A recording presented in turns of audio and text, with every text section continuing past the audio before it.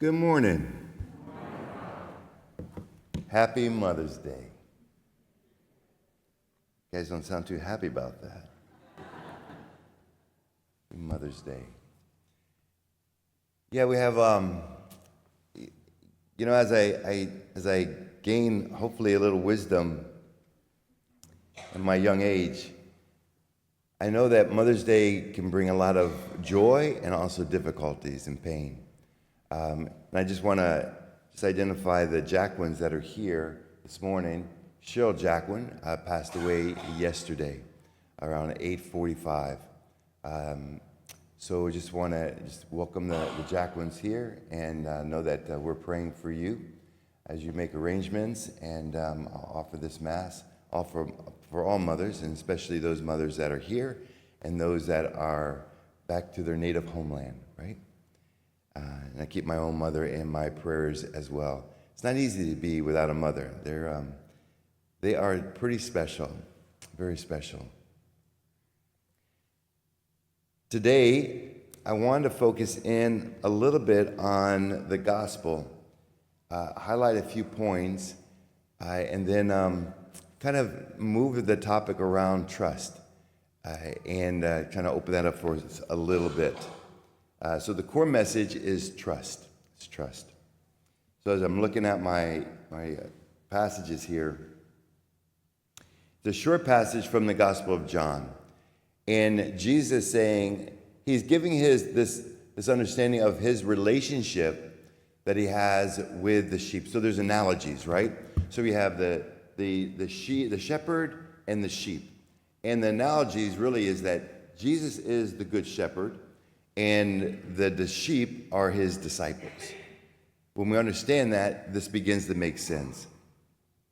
So Jesus says, "My sheep hear my voice," meaning that the disciples, the followers of Christ, are obedient. That we follow him, we listen to him. Second, they hear my voice. I know them. There's a relationship that the shepherd has with the sheep. There's a relationship that Jesus has with us. So there's this intimacy. He knows you. He knows me. He knows your thinking. He knows your hearts. He knows your worries, your concerns. That's the good shepherd. He knows us. So the sheep hear his voice. They know him, and they follow me. Wherever the shepherd goes, the sheep will follow in that footprint, in that pathway. On a moral level, we can think good or bad. We can think rules and regulations, but Jesus was on a different level. There was two ways that we could follow him. It was either the wide road or the narrow road. And for his sheep, it was a matter of us following him through that narrow road, which would lead ultimately to the cross. Then he promises two gifts. He says, I will give them eternal life, and they will never perish. But I want to stop here and go back to the shepherd. The sheep hear his voice, we know him, and we follow him.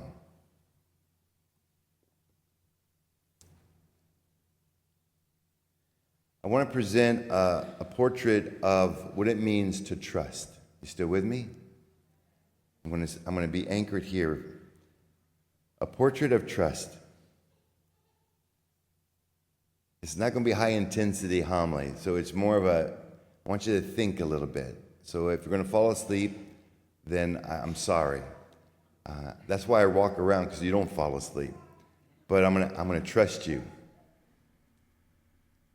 Imagine it. Imagine this. It's a portrait of trust. Imagine it.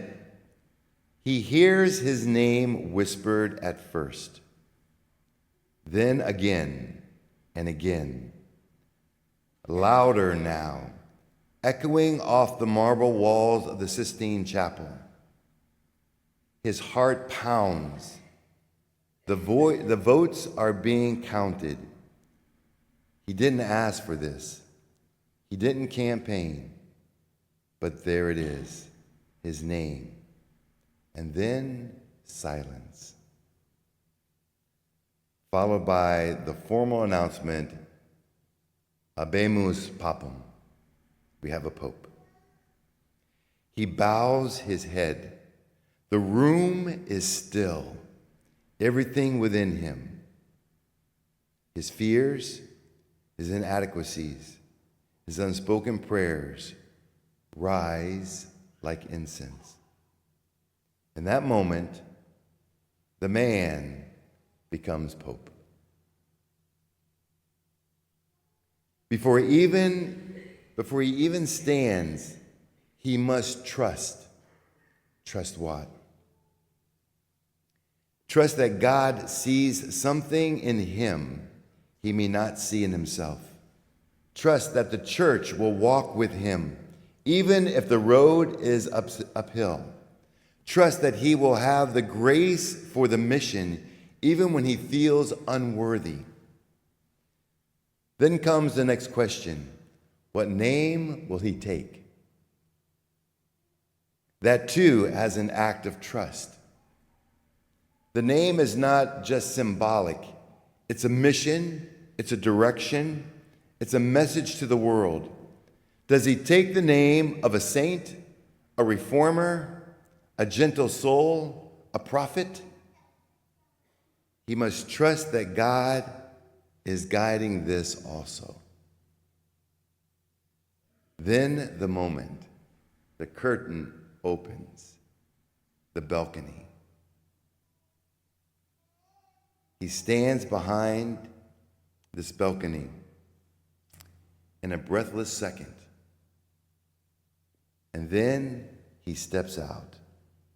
He hears the roar of the crowd, sees the eyes of the world fixed on him, and silently prays what many holy men before him have prayed. Jesus, I trust in you. That's not abstract. That's survival. That's surrender. That's what trust looks like in real life. It's specific, it's terrifying, but it's holy. It's specific. Pope, the office of Pope. In a moment, he's Pope. It's terrifying. He's got the whole world all looking at him. And it's holy. God's going to do all the work. He just needs to let God work through him. Trust.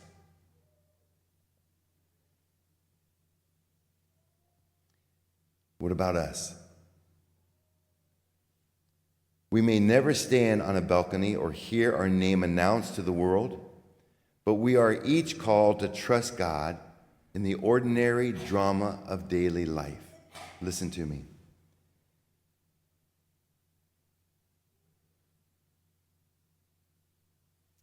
Yet we tend to hesitate. Why? Because many of us carry these silent stories. Tell me if this is not true.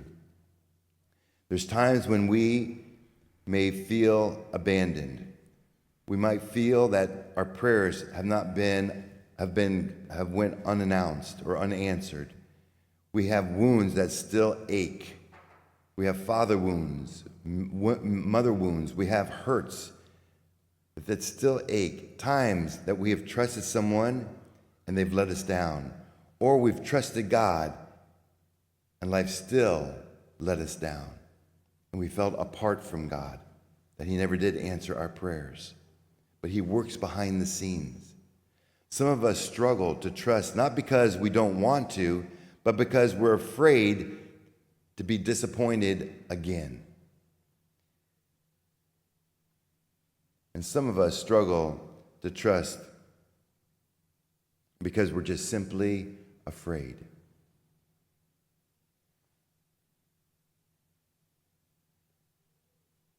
So here's the question I want to ask you. What if God could speak to you right now, today, at this very moment about trust. What if the Good Shepherd, yes, the one who rose from the dead, wanted to whisper something just for you? Something about that thing in your heart that you haven't yet let go of. Would you listen?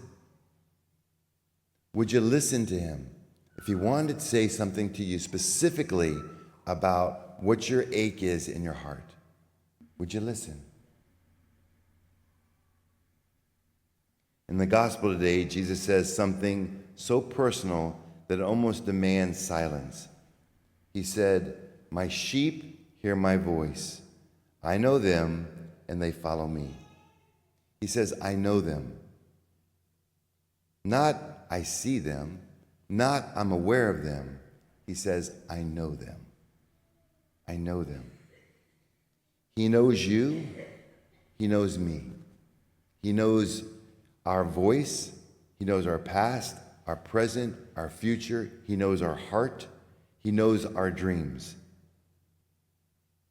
He knows the cry you've been praying for years. He knows your exhaustion. He knows what it cost you just to be here today. He knows. And he's not just any shepherd.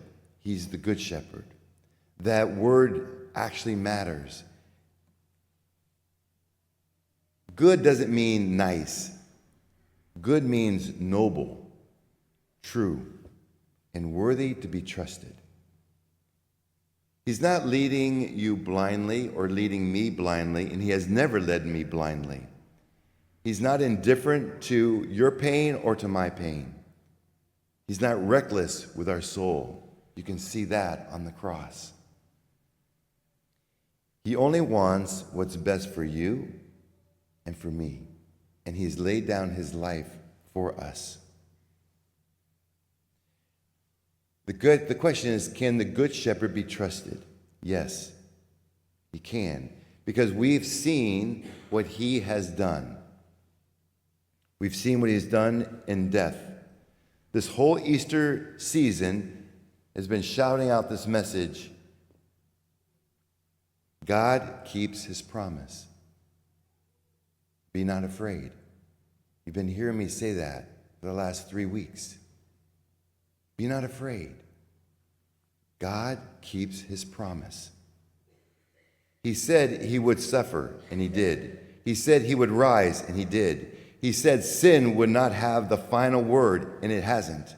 He said the tomb wouldn't win, and it hasn't. The cross is proof of his love. The resurrection is proof of his trustworthiness. He doesn't just walk in dark valleys. He walks through the dark valleys. He brings life where there was death, hope where there is despair, and joy where there is tears. Yes or no? This is not wishful thinking. It's a testimony of his heart and his love and his faith and his mercy for us. We must trust him specifically, in a specific way, not in a general way. Go back to the Pope. He didn't just trust that things would work out. He had to trust this way, that God would give him the wisdom to speak, that the Spirit would guide his decision, the grace would carry him when he feels alone, that the name he chose meant something, and that God had been preparing him for doing this all his life.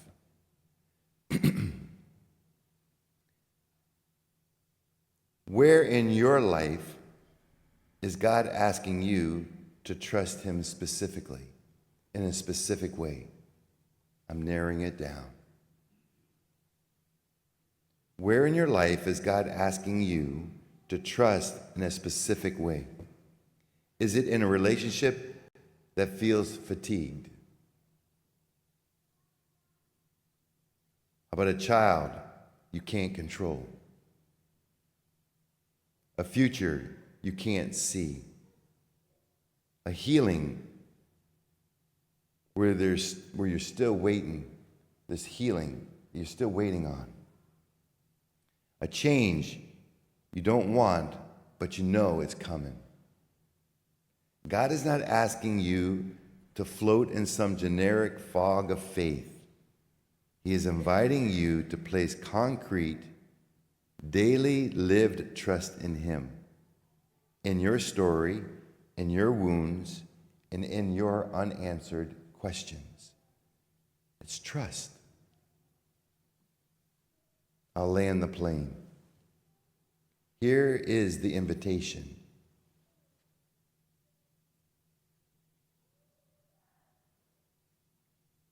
Ask yourself these 4 questions. What is one thing I need to trust God with right now? What's the one thing you need to trust God with right now? What's the one thing I need to trust God with right now? Like, what are you carrying? What's the unanswered prayers? What's the worry? What have you been carrying? What's over your head? What are you afraid of?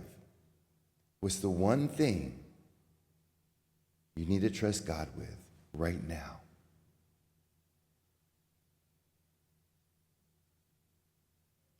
Where am I still holding back? We all hold back from God. Just think about Lent. We all held back. We did just enough, if we even did that. What are you holding back?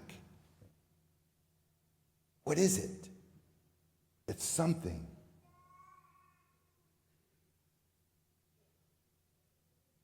What am I afraid to place in His hands?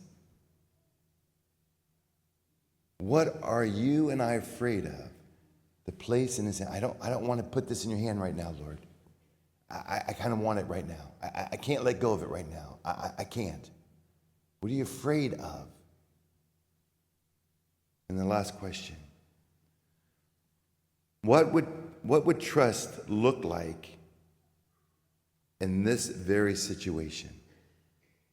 What does trust look like in your particular situation right now? What does it require of you to trust Him? What will it take for you to trust Him?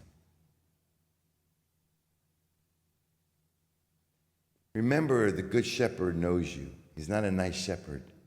He knows you. Remember, we can trust Him. The tomb is empty. He said there'd be suffering and death and resurrection. He's trustworthy. What is it that you and I are afraid of that we don't want to give to Him? One more time. What is one thing I need to trust God with right now? Where am I still holding back? Not what, where am I still holding back? What am I afraid to place in His hands? And what would trust look like in this very situation?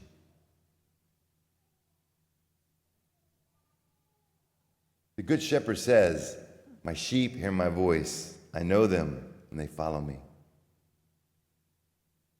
Come, follow me." The Good Shepherd is calling.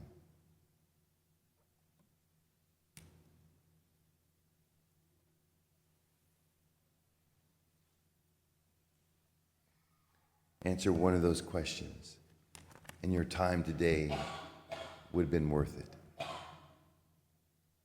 Answer one of those questions today. Your time would not be wasted.